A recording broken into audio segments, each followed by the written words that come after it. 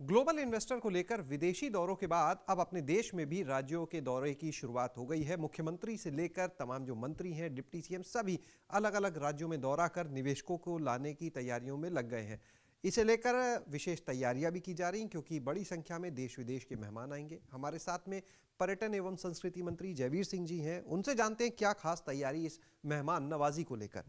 मंत्री जी, global investor summit का भव्य आयोजन और इसी दौरान G20 का भी आयोजन होना है, किस तरह से आपका विभाग तैयारियों में लगा? देखिए, मैं समझता हूँ कि प्रदेश का एक गौरवमयी क्षण होगा जब 10 से 12 फरवरी के बीच में हम लोग ग्लोबल इन्वेस्टर समिट का आयोजन करने जा रहे हैं।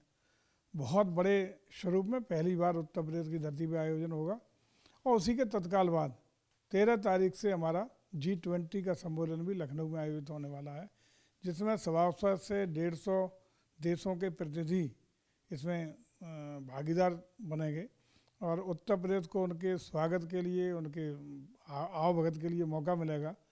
और मैं समझता हूँ उत्तर प्रदेश की तस्वीर और तकदीर बदलने का ये दोनों आयोजन काम करेंगे।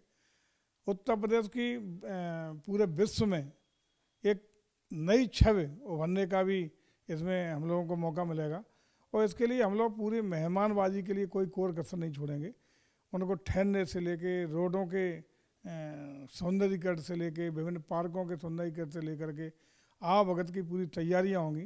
कहीं कोई किसी भी हमारे मेहमान को असुविधा ना हो, एक अच्छा अनुभव, अच्छा परिदृश्य यहाँ का अपने दिल दिमाग में भर के लेके जाए, एक अच्छी छह बना के लेकर उत्तर प्रदेश की जाए, ये हमारा प्रयास होगा। उनकी आवभगत से लेकर, उनके ठहरने से, उनके आवागमन से लेकर खाने पीने तक की सारी व्यवस्थाएं चाक चौबंद रखते हुए और यहाँ की जो अलग अलग कल्चर हैं उत्तर प्रदेश की, अवधी, भोजपुरी, ब्रज की, बुंदेलखंडी, उनका भी प्रदर्शन, उसका भी एक अलग अलग भाव भंगिमा के साथ कल्चरल एक्टिविटीज देते हुए हम लोग उनको पूरी तरह एक उत्तर प्रदेश की भव्य दिव्य छवि बना करके भेजने का काम करेंगे। मंत्री जी, यहाँ की अगर हम संस्कृति की बात करें, आपने कहा कि अलग अलग जगह की जो संस्कृति है क्षेत्रों की वो दिखाएंगे, लेकिन इस संस्कृति को दिखाने के लिए किस तरह के कार्यक्रम होंगे जो पर्यटन विभाग ने, संस्कृति विभाग ने एक रूपरेखा तैयार की हो, थोड़ा बताएं। देखिए, हम लोग उनके खान पीन से लेके सारा खान पीन की व्यवस्था होगी, उसमें भी ये कल्चर दिखाई पड़ेगा। हमारे कल्चरल कार्यक्रम होंगे, उसमें भी ब्रज की होली से लेकर के अवधि के होगा और उसमें अन्य जो होंगे उसमें आला और ऊधल जो बुंदेलखंडी है उसका भी स्वरूप दिखाई पड़ेगा, उसकी झलक दिखाई पड़ेगी। अलग अलग कल्चर के कलाकार आकर के अपना प्रदर्शन देंगे, अपना संगीत देंगे, अपनी अपनी संस्कृति को प्रदर्शित करने का काम करेंगे।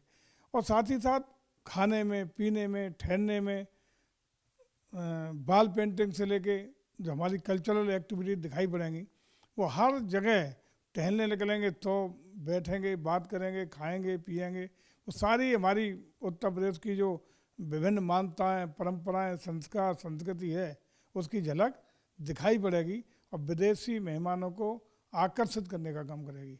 जो हमारे पर्यटन केंद्र हैं, सांस्कृतिक स्थल हैं, अगर मेहमान जो वहाँ जाना चाहें तो उसके लिए भी कुछ विशेष तैयारी? पूरी तैयारियां हैं, उनको लिए वो सुविधाएं होंगी। वो पर्यटन स्थलों पर जो निश्चित रूप से ऐसी व्यवस्था करी जाए कि अलग अलग समय में जो भी उसमें इंटरेस्टेड होंगे थोड़ा तो घूमने लखनऊ या लखनऊ के आसपास के क्षेत्रों में, उनके लिए हम सुविधाएं प्रदान करेंगे। उनको खूबसूरती के साथ सजाने का, संवारने का भी हम लोग उपक्रम कर रहे हैं ताकि एक अच्छी अनुभव के साथ उनका वो दर्शन कर सकें, देख सकें, उसकी झलक पा सकें और अपने बीच उस आकर्षण के साथ लेकर जा सकें। बहुत बहुत शुक्रिया बात करने के लिए। तो ये थे हमारे साथ में पर्यटन एवं संस्कृति मंत्री जयवीर सिंह जी, जिन्होंने बताया कि किस तरह से चाहे जो देशी और विदेशी मेहमान आएंगे उनकी मेहमान नवाजी में कोई कोर कसर ना रह जाए। वो जब यहाँ से जाएं तो उत्तर प्रदेश की यादों को साथ में लेकर जाएं, एक अलग छवि लेकर जाएं। इस लिहाज से सारी तैयारियां की जा रही हैं यहाँ पर उत्तर प्रदेश में इस ग्लोबल इन्वेस्टर समिट और G20 को लेकर।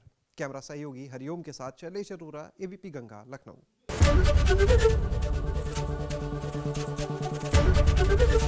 ABP गंगा, खबर आपकी, जुबान आपकी।